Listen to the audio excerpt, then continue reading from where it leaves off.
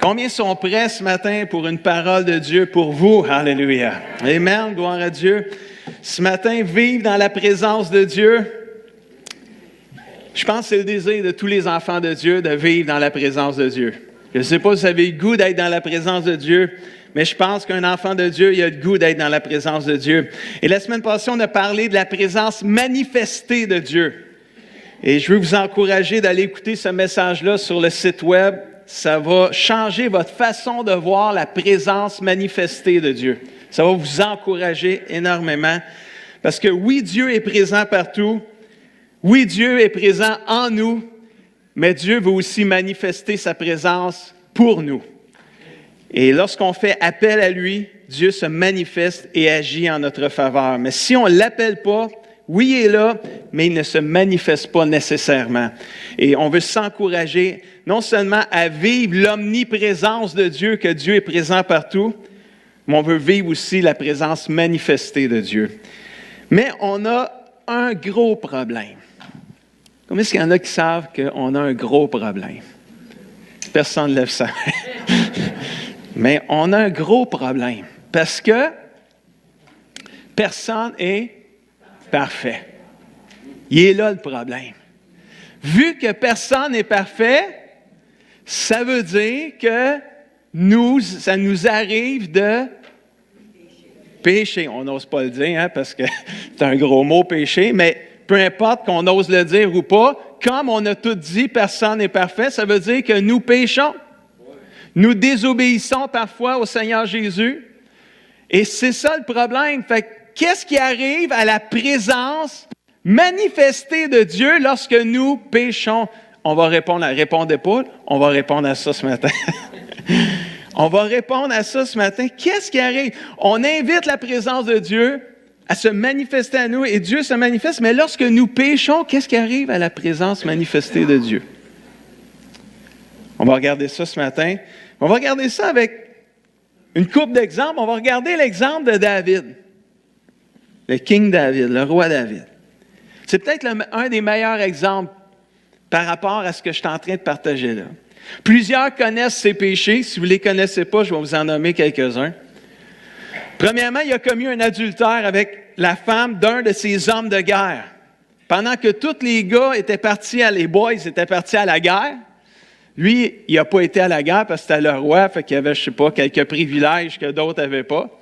Et M. David a resté, lui, chez eux pendant que tous les boys étaient à la guerre. Fait qu'il en a profité pour coucher avec la femme d'un gars. Il n'a pas profité de ça, mais il a été tenté de coucher avec la femme d'un autre et il a succombé à la tentation. Il a couché avec elle, mais elle est tombée enceinte.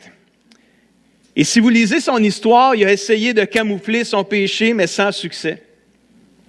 Il a fait tuer le mari de cette dame-là qui était à la guerre en le faisant mettre sur la ligne de front pour être sûr qu'il ne revienne pas. Parce que quand il va revenir, il va apprendre que sa femme est enceinte puis il n'y a plus d'homme autre que lui qui reste. Tout le monde est à la guerre. C'est comme facile de savoir c'est qui a couché avec.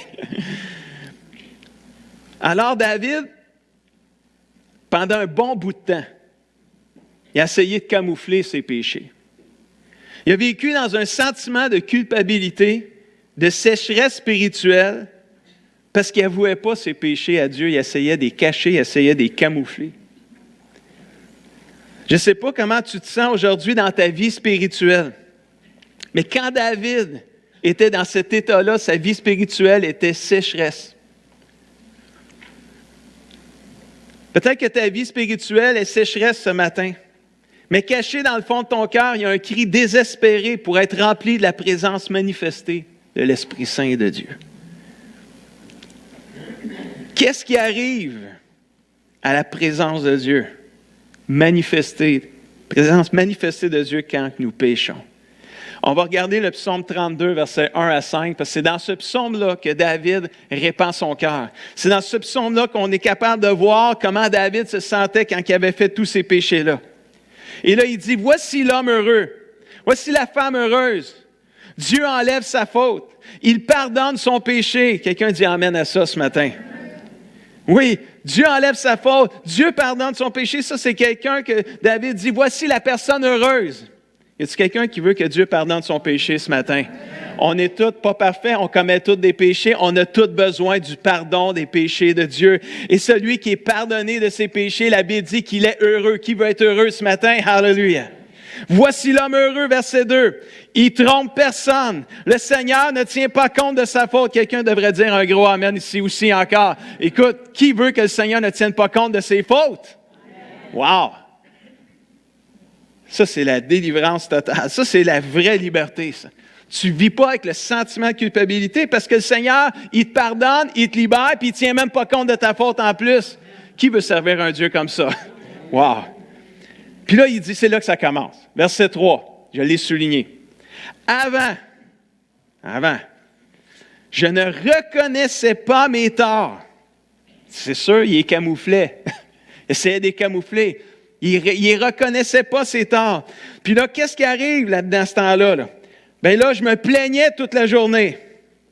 Pas s'il y en a qui s'identifient avec ça, se plaignent. Je me plaignais toute la journée, je chialais toujours pour rien. Et là, mes forces s'en allaient. Verset 4, ça dit, « Nuit et jour, ta main pesait sur moi. J'étais faible comme une plante brûlée par le soleil. » Autrement dit, ma vie était sec, bien raide. Mais, tout le monde dit avec moi, mais, je t'ai fait connaître mon péché. Je n'ai pas caché ma faute. Quand il l'a réalisé, là, il l'a fait connaître. Il n'a pas caché sa faute et j'ai dit au Seigneur, j'avouerai mes fautes au Seigneur et toi, tu as enlevé le poids de mon péché. Quelqu'un dit amen à ça. Quand David a découvert sa faute, qui a réalisé qu'il avait commis de graves péchés devant le Seigneur, quand il l'a réalisé, il l'a avoué au Seigneur. Et qu'est-ce qui est arrivé? Le Seigneur a manifesté sa présence. Il est venu enlever le fardeau de culpabilité qui pesait sur lui. Mais quand il avait péché, c'est comme si la présence manifestée de Dieu s'était retirée de lui. Dieu était toujours présent partout, mais il ne se manifestait plus à David. Et David dit que, alors que David ne reconnaissait pas ses torts, il dit, je me plaignais toute la journée, je chialais toute la journée, mes forces diminuaient et ma vie spirituelle était plus que sèche. Parce que la présence manifestée de Dieu s'était retirée. Parce qu'il avait commis des péchés qu'il n'avait jamais avoués. Mais il dit, j'avouerai mes fautes au Seigneur, verset 5. Puis quand je dis, j'ai avoué mes fautes au Seigneur, toi, tu es venu te manifester ta présence, puis tu as enlevé le poids de mon péché. Quand le Seigneur manifeste sa présence, il se passe des affaires. Et dans ce cas ici, c'est quoi qui s'est passé? Le Seigneur est venu enlever la culpabilité, le fardeau qui traînait dans le cœur et la vie de David. Quelqu'un dit amen à ça. Qui veut vivre la présence manifestée de Dieu? Ça, c'est ce qu'on est en train de dire là, ça s'appelle la repentance. La repentance, c'est peut-être un gros mot pour des nouveaux chrétiens. Se repentir, qu'est-ce que ça veut dire vraiment, là? Se repentir, c'est manifester un regret sincère de ses péchés. C'est ça que le dictionnaire dit. C'est manifester un regret sincère de ses péchés, de sa faute, accompagné de l'intention de réparer. Intéressant. On peut lire la repentance de David. Là, on a juste vu, il dit, j'ai avoué mon péché. Tu as enlevé mon fardeau, ma culpabilité. Mais dans le psaume 51, on voit un peu comment David, il s'est exprimé aussi au Seigneur. Dans les 6 premiers versets, on va lire ça comme ça. Ça dit, psaume de David, lorsque le prophète Nathan est venu chez lui après son adultère avec Bathsheba, qui était la femme avec qui il a couché. Et là, il refusait de confesser ses péchés. Fait que le Seigneur, il s'est dit, m'a envoyé mon prophète Nathan, puis c'est de même que David a réalisé et qu'il a reconnu ses torts au travers le prophète. Et là, au verset 3, ça dit, « Ô Dieu, fais-moi grâce, conformément à ta bonté. Conformément à ta grande compassion, efface mes transgressions. Lave-moi complètement de ma faute et purifie-moi de mon péché. Car je reconnais mes transgressions et mon péché est constamment devant moi. » Un péché que tu cherches à camoufler, que tu cherches à justifier toi-même, c'est comme il revient tout le temps. Tant qu'il n'est pas confessé au Seigneur, purifié par le sang de Jésus, comme on a vu tantôt dans la communion, c'est comme ton péché, il te revient d'en face tout le temps. C'est ça, quand je reconnais mon péché. Verset 6. « J'ai péché contre toi seul. J'ai fait ce qui est mal à tes yeux. C'est pourquoi tu es juste dans tes paroles, sans reproche dans ton jugement. » Et c'est là la confession de la repentance de David. La repentance, c'est une clé qui nous permet de vivre dans la présence manifestée de Dieu. Puisqu'on n'est pas parfait, on commet des péchés tout le temps, régulièrement. Et la présence de Dieu, manifestée de Dieu, se retire lorsque ça ne marche pas. La présence manifestée de Dieu, puis le péché, ça ne marche pas. Et lorsqu'on se repent, lorsqu'on avoue, lorsqu'on reconnaît nos fautes, nos transgressions, nos péchés, puis qu'on dit, Seigneur, j'ai péché contre toi, pardonne-moi, Seigneur, mes péchés, puis aide-moi, Seigneur, à les réparer et à plus recommencer autant que cela est possible. Dieu vient et manifeste sa présence, puis il nous purifie, il nous pardonne, il nous nettoie. Il enlève le fardeau de la culpabilité. Il enlève le fardeau de la honte, le fardeau de la condamnation. Ce qui nous éloignait de la présence manifestée de Dieu, maintenant par la repentance, elle nous permet d'en jouir à nouveau. Alléluia. Puis David continue sa repentance au verset 12 et 14. Puis c'est devenu un chant qu'on a chanté souvent puis que certains chantent encore. « Ô Dieu, crée en moi un cœur pur. » Fais renaître en moi un esprit bien disposé. Y a-t-il quelqu'un qui a un esprit bien disposé ici ce matin? Mais garde le verset 13. Ne me renvoie pas loin de ta présence. Ne me retire pas le Saint-Esprit qui vient de toi. Aïe, aïe, aïe. Rends-moi la joie du salut, la joie d'être sauvé. Affermis-moi par ton esprit généreux. Ne me renvoie pas loin de ta présence. Après avoir péché en déshonorant le Seigneur, David a prié, ne me renvoie pas loin de ta présence. David connaissait la présence manifestée de Jésus, du Seigneur. Il soupirait pour que Dieu lui fasse grâce à nouveau. Lorsque nous péchons, c'est là qu'on a le plus besoin de la présence manifestée de Dieu, cher ami. Mais elle ne viendra pas à nous à moins que nous reconnaissions nos péchés, afin de les avouer, mais c'est difficile de reconnaître nos péchés. C'est difficile de les avouer. On a toujours une bonne excuse pour notre péché. C'est de sa faute à elle ou à lui. Puis vous avez sûrement raison. C'est sûr que c'est de sa faute à elle ou à lui. Mais à la fin, là, c'est qui a péché? C'est moi. Que ce soit de la faute à qui tu voudras, t'as-tu péché? Oui, règle ça dans ta vie. Parce que si tu t'excuses, c'est de sa faute, tu ne règles pas ton problème. Puis il reste là. Puis après ça, tu sens la honte, tu sens la culpabilité. Mais la présence manifestée de Dieu s'est retirée. Oui, Dieu est là, oui, Dieu est présent, là. Mais il ne se manifeste pas. C'est comme, tu es dans le salon puis il est dans la cave. Il est là, mais il ne se manifeste pas. Il n'est pas en même place que toi, là. Mais il est là, dans la même maison. Ça fut difficile pour David d'avouer ses péchés. Vous pouvez imaginer, là, tu couches avec la femme d'un de tes hommes de guerre que tu respectes, que tu aimes, elle tombe enceinte. Mais là, c'est le roi, là, qui aurait dû aller à la guerre, mais il n'a pas été. Puis là, tu comprends-tu? C'est mauvais scénario au bout, là. Mais là, lui, là, il pense dans sa tête. Mais qui apprennent que j'ai couché avec sa femme, qu'elle tombe enceinte. Là, lui, les scénarios dans la tête, il capote bien raide, David, là. La honte, là, la culpabilité, là, le déshonneur qui vient d'arriver là pour un moment de plaisir, là, que je te dis qu'il n'avait plus de plaisir, là. Mais c'était tentant au début, il y en a eu du plaisir, là. Quand il était attiré de coucher avec la fille, là, n'est pas dire qu'il n'y avait pas de tentation, il n'y avait pas de plaisir là. Le plaisir l'a attiré, sinon il n'y aurait pas été. Quand c'est tentant, c'est parce que c'est tentant. Sinon, ça ne serait pas une tentation. Les tentations, c'est vrai que c'est tentant des tentations. C'est pour ça que ceux qui n'ont pas de problème avec certaines affaires, c'est parce que vous n'êtes pas tentés. Ça ne veut dire pas que vous êtes fort, vous êtes juste chanceux, vous n'êtes pas tentés pour cette affaire-là. Mais vous êtes tentés ailleurs, par exemple, parce qu'il n'y a personne de parfait. On va y trouver tentation, faites-vous-en pas avec ça. Frères et sœurs, c'était dur pour David d'avouer sa faute. Il a tout fait pour essayer de cacher ça, camoufler ça du mieux qu'il pouvait. C'était dur pour lui. À un moment donné, il y a un prophète qui est arrivé, Nathan, qui l'a confronté avec une histoire qui n'avait même pas rapport avec David. Puis David, il disait, celui-là, là, vous lirez son histoire, là. C'est comme David, il était choqué après le gars, là, dans l'histoire que Nathan, il raconte, mais c'est la même chose que David avait fait, mais avec d'autres images, là.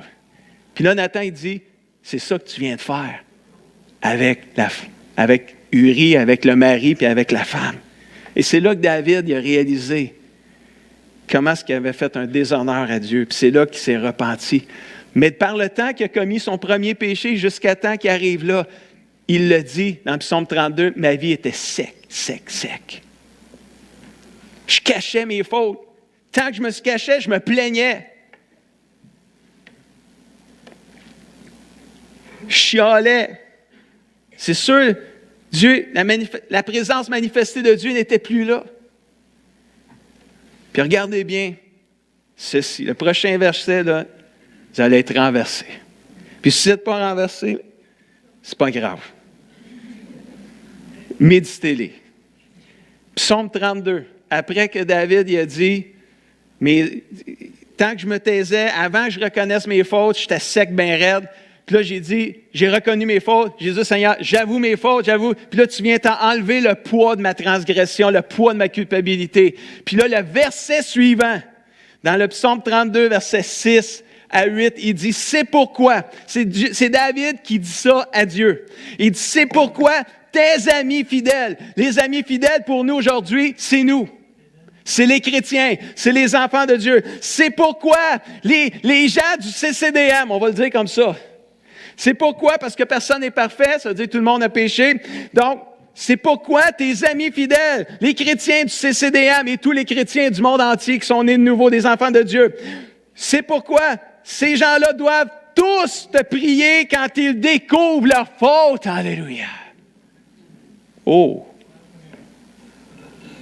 Alors, si un grand danger les menace, ils ne seront pas atteints par le danger. Pourquoi? Parce qu'ils se repentent, ils reconnaissent leur faute, les avouent au Seigneur et le Seigneur les libère de la culpabilité de tout ce qui vient avec. Tu es mon abri. Tu sais, David est en train de dire ça au Seigneur. Tu es mon abri. Tu me protèges du malheur. Tu m'entoures de cris de victoire. Imagine-toi, tantôt, il était sec, bien raide. Dans 3 versets avant, il était sèche, bien raide. Il avoue sa faute, il reconnaît son péché, demande pardon à Dieu. Le Saint-Esprit manifeste sa présence, le libère. Lui, il dit, je suis entouré de cris de victoire, je me sens protégé tout d'un coup. Puis le Seigneur, il en rajoute, puis il dit, hey David, je vais t'enseigner. Alléluia.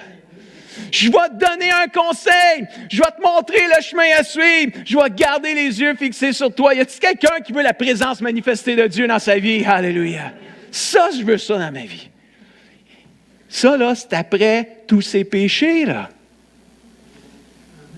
Après tous ces péchés épouvantables. On l'aurait mis dehors ici avant longtemps. Ça n'aurait plus jamais été pasteur de l'Église ici, c'est sûr. Ah, ça y aurait pris bien du temps avant qu'il revienne. On me suit, là? C'est grave, parce que dans tous les péchés que David a fait, c'est épouvantable.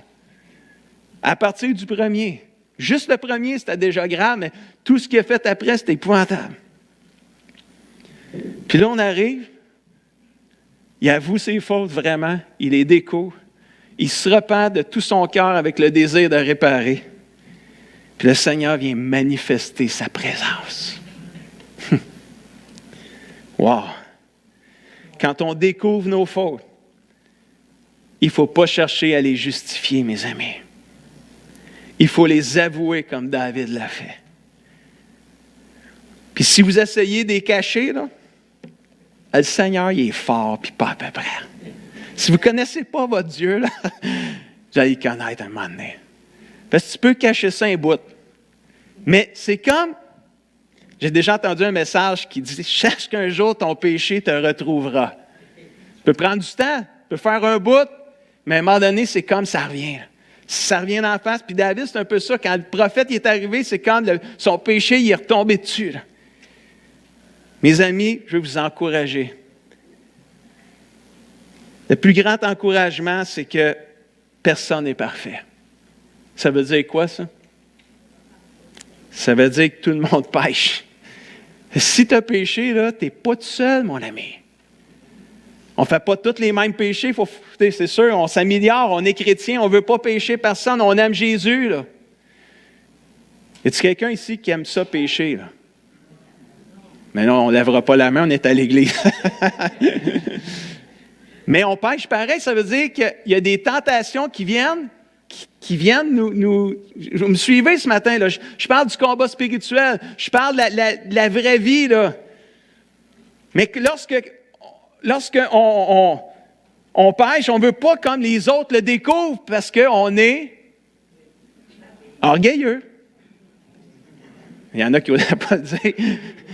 Mais on est orgueilleux. Qu'est-ce que les gens vont dire? Mais qu'est-ce que tu veux qu'ils disent? Ils ne sont pas mieux que toi, eux autres non plus, l'autre bord. Eux autres aussi, ils ont des choses, ils ont des péchés à quelque part parce qu'ils ne sont pas parfaits. Et me suivez-vous ce matin, là?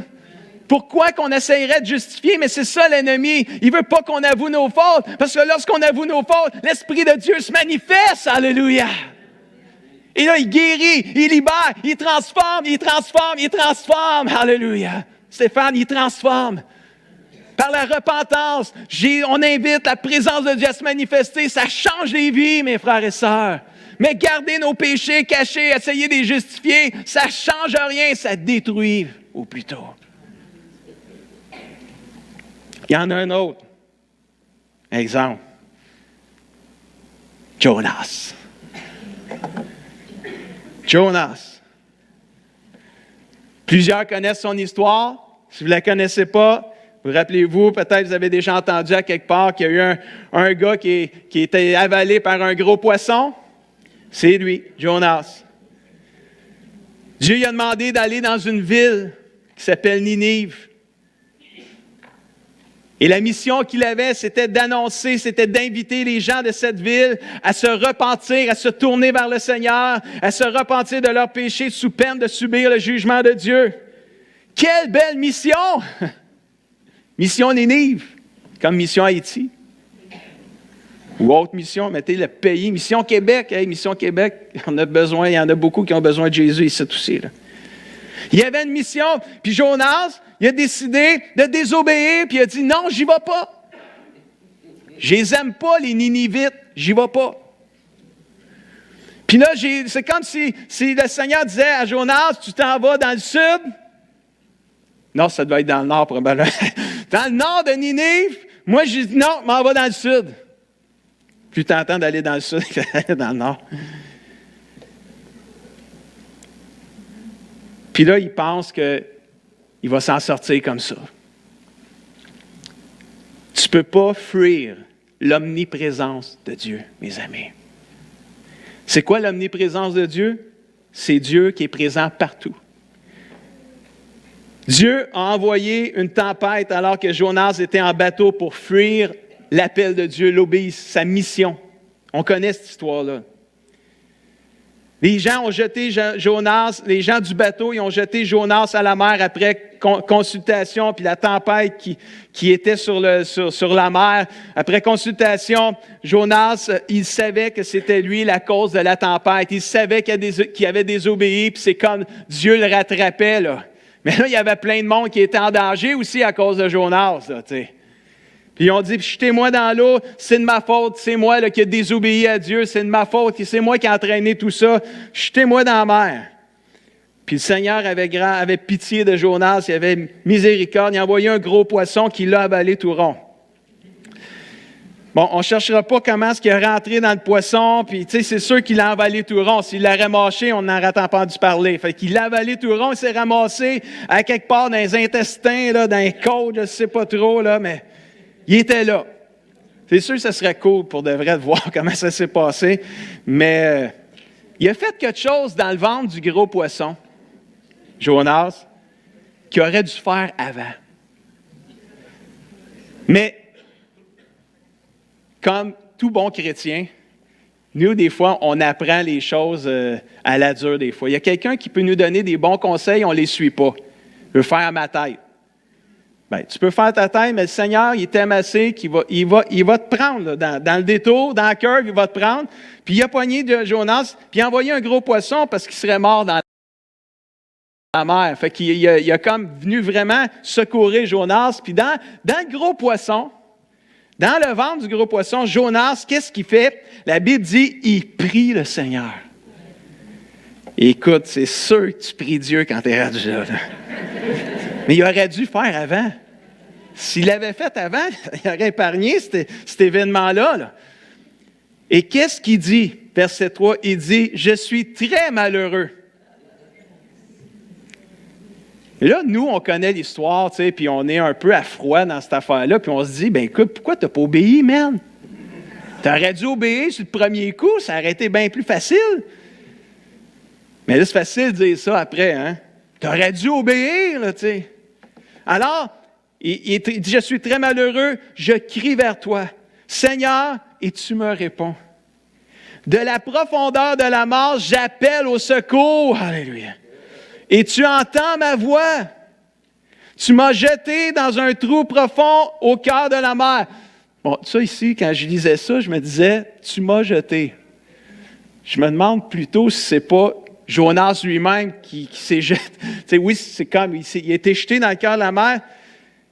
Je dis ça juste de même en voulant dire, tu m'as jeté, mais dans le fond, si tu avais obéi, tu n'aurais pas été dans le trou profond du cœur de la mer. Puis là, il dit, je suis là. Puis l'eau m'entoure, toutes les vagues et toutes tes eaux tombent sur moi.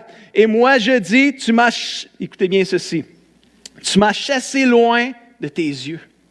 Pourtant, je veux revoir ton temple saint.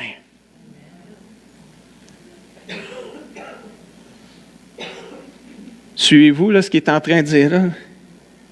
Il a essayé de fuir la présence de Dieu, mais tu ne peux pas fuir l'omniprésence de Dieu. Dieu est présent partout. Partout, partout, partout. Mais la présence manifestée de Dieu n'était plus avec Jonas. Qu'est-ce qu'il dit au verset 5, le dernier verset? « Tu m'as chassé loin de tes yeux. » C'est comme, je ne te vois plus ta présence manifestée. Pourtant, je veux revoir ton temple saint. Ton temple saint, dans l'Ancien Testament, c'était là que résidait la présence manifestée de Dieu. Alléluia. Je veux voir ta présence, Seigneur. Je veux goûter à ta présence encore, Seigneur. Puis là, regarde, si tu me vomis à quelque part sur le bord de l'eau, là, de la terre, je vais y aller à Nénive. Dieu, il a dit au poisson, vomis-les sur le bord de l'eau. C'est écrit de même dans la Bible. Là. Vomis-les. Puis le poisson, il a obéi, lui, au Seigneur. Il a vomi Jonas. Quelle image extraordinaire, pareil. Là. C'est bon pour les kids, ça, vraiment une histoire comme ça. Là. Mais il y a des leçons de vie pour les adultes aussi. Là. Grande leçon de vie. Jonas ne pouvait pas fuir l'omniprésence de Dieu, mais il n'avait plus la présence manifestée de Dieu. Et ça y manquait. Sans lever la main, est-ce qu'il y a des gens dans cette salle ici ou sur Internet? Vous manquez la présence de Dieu. Est-ce qu'il y a des gens dans cette salle ici? Vous vous ennuyez de la présence manifestée de Dieu.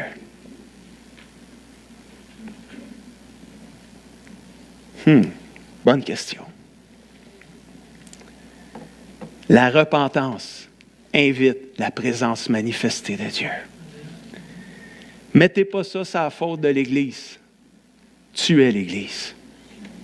Nous sommes l'Église. Mettez pas ça sur la faute de personne.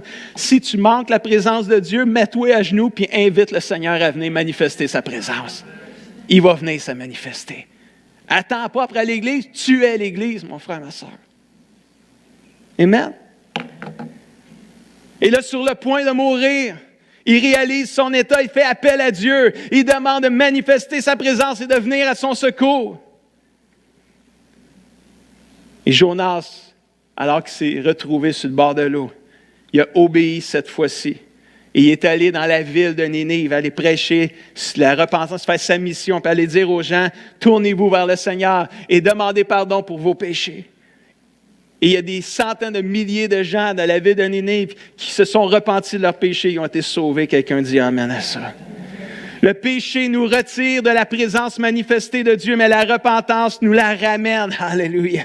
À Dieu soit toute la gloire. Merci pour ta miséricorde, ton amour et ta compassion. J'aimerais vous partager une dernière chose ce matin, alors que j'invite Jean-Marie avec Ginette. Il n'y a pas juste la repentance qui invite la présence de Dieu à se manifester dans nos vies. Dans le psaume 100, versets 1 à 4, ça nous dit ceci. « Gens du monde entier, faites une ovation au Seigneur, même quand les micros ne marchent plus. Servez l'Éternel avec beaucoup de peine. » Là, juste voir si vous étiez bien réveillé encore, là. Non, ça dit « Servez l'Éternel avec joie. » Entrez dans sa présence avec un air piteux comme ça se peut pas. Mais je pense des fois, on dirait que c'est comme ça. Certaines personnes, on dirait, ils arrivent à l'église, piteux. Entre dans la présence de Dieu avec la joie, mon frère, ma soeur. Ouais, mais ça ne file pas. Laisse pas tes sentiments, laisse pas comment tu files venir te dicter comment ça va aller. Viens dans la présence de Dieu parce que c'est là que tu en as le plus besoin. Si tu ne files pas, hey, c'est le temps, là. Viens dans sa présence. Implore sa présence, Seigneur. Je viens dans ta présence. Je chante des chants, c'est sûr que j'ai peut-être pas le goût, mais je le fais par la foi, Seigneur, parce que je veux ta présence. J'ai besoin de ta présence, Seigneur. Je sais que tu es là, tu es présent partout. Je sais que tu vis en moi depuis que je suis né de nouveau. Je suis conscient de ça. Mais là, ce que je veux, c'est la présence. Sors du sous-sol, viens me rejoindre dans le salon. Je vais aller dans le sous-sol, où est-ce que tu es, mais je veux que tu manifestes ta présence. Entre dans sa présence. Puis ça, j'aime ça, Jean-Marie, ce que tu fais, c'est super. Sachez que c'est lui seul, l'Éternel, qui est Dieu. Va pas ailleurs, tourne-toi vers Dieu. C'est lui qui nous a fait, il nous connaît, on lui appartient. Il sait tout ce qu'on a besoin. Entrez dans ses portiques avec reconnaissance. Quand vous entrez à l'église, soyez joyeux, soyez reconnaissants. Entrez dans ses parvis en chantant ses louanges. Rendez-lui votre hommage. Louez-le pour ce qu'il est. La louange invite la présence, le Seigneur à se manifester. La louange invite le Seigneur à manifester sa présence. C'est pour cela que lorsqu'on se rencontre, il y a souvent des moments de chant et de louange, de prière. Parce que c'est un temps important dans une réunion, car nous invitons le Seigneur à manifester sa présence par la musique, la louange, l'adoration. Nous voulons voir le Seigneur se manifester afin qu'il y ait des guérisons, des délivrances, des âmes sauvées, de l'encouragement, afin qu'il y ait des cœurs fortifiés, qu'il y ait des gens qui soient convaincus de péché, que des vies soient changées, transformées. On veut voir Dieu se manifester pour donner une direction, pour conseiller, pour réconforter, pour appeler au ministère, pour restaurer, pour redonner des forces fraîches, pour ressourcer, pour révéler, pour prophétiser, pour donner du repos, pour apaiser, pour aider à pardonner l'impardonnable. Manifeste ta présence, Seigneur. On fait appel à toi, Seigneur. Famille de Dieu, entrons dans nos réunions avec des chants joyeux, même si on est fatigué, même si on se sent éprouvé, même si on est éprouvé. La repentance et la louange invitent le Seigneur à manifester sa présence. Alléluia. Tu es le Saint, dit le psaume 22:4. Tu sièges au milieu des louanges du peuple de Dieu. Alléluia. Le psaume 16, verset 11. Tu me feras connaître le chemin de la vie, plénitude de joie dans ta présence. Alléluia. Mes amis, on a tous besoin de la présence manifestée de Dieu. Parce que lorsque Dieu va se manifester dans nos vies, il va y avoir de la joie parce qu'il y a une plénitude de joie dans sa présence. Malgré tout ce qu'on vit sur la terre, il y a une joie, une paix, c'est surnaturel, ça ne s'explique pas. Mais on a besoin. Bonheur éternel auprès de toi. Qui veut vivre dans la présence manifestée de Dieu? Y a-t-il des chrétiens dans cette salle qui veulent vivre dans la présence manifestée de Dieu? Je ne vais plus me contenter de l'omniprésence de Dieu. Je suis bien content qu'il est dans la même maison que moi, mais je le veux à côté de moi, pas juste dans une autre pièce à côté. Je veux sa présence manifestée. Savez-vous quoi?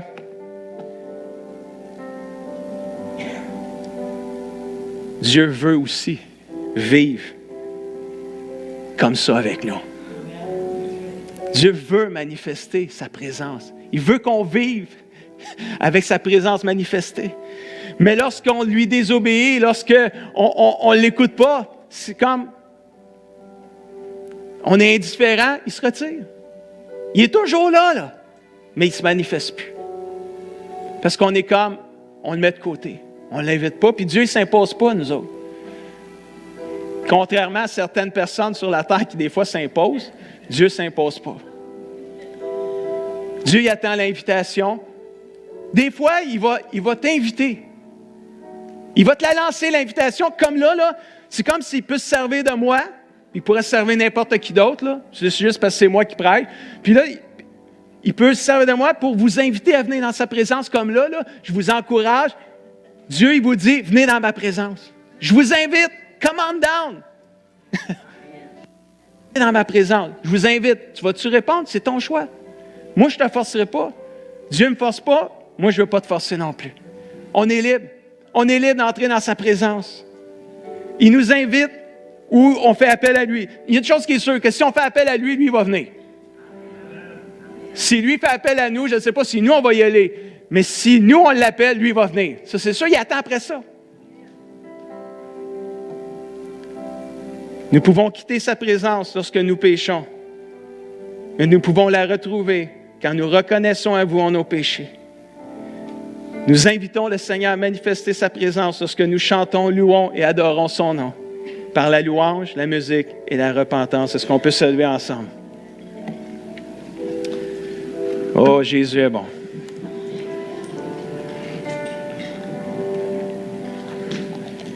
Jésus est bon. Amen. Oh, alléluia. Juste fermons nos yeux quelques instants.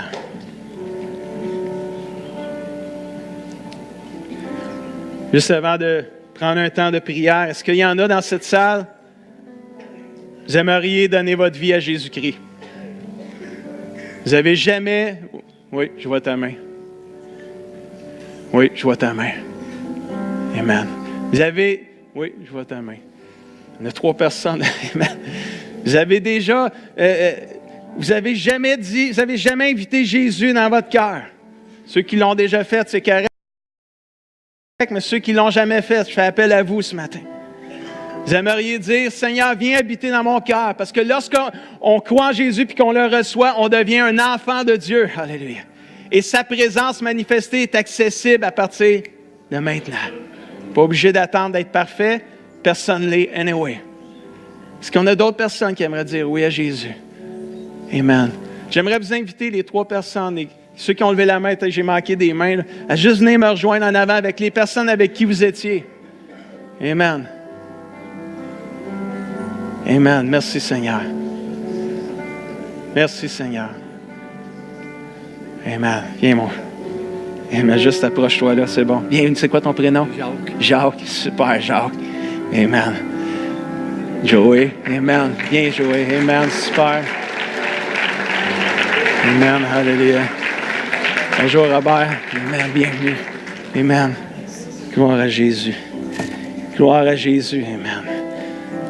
Comment les gens acceptent Jésus, on a quasiment plus de sac à donner. Amen. Amen. Juste avant, Pasteur Guy, juste une minute. Amen. Amen. Stéphane, content que tu sois là, Steph. Amen. On va vous conduire, puis continue. Non, continue. C'est bon, ça. C'est bon, la musique. Ça invite la présence de Dieu. Amen. On va juste faire une prière. Puis c'est une prière du cœur. C'est juste pour vous guider. Parce que vous avez le goût de vivre pour Jésus puis de lui donner votre vie. Juste répéter cette prière-là après moi, puis j'invite l'Église à le faire aussi. Seigneur Jésus, je reconnais que je suis un pécheur, que j'ai besoin de toi. Je t'invite à venir dans ma vie à partir de maintenant. Je veux vivre pour toi. Je veux marcher avec toi. Dans ta présence, manifestée pour moi. Pardonne-moi mes péchés. Je crois que tu es mort sur la croix pour me pardonner tous mes péchés, passés, présents et futurs.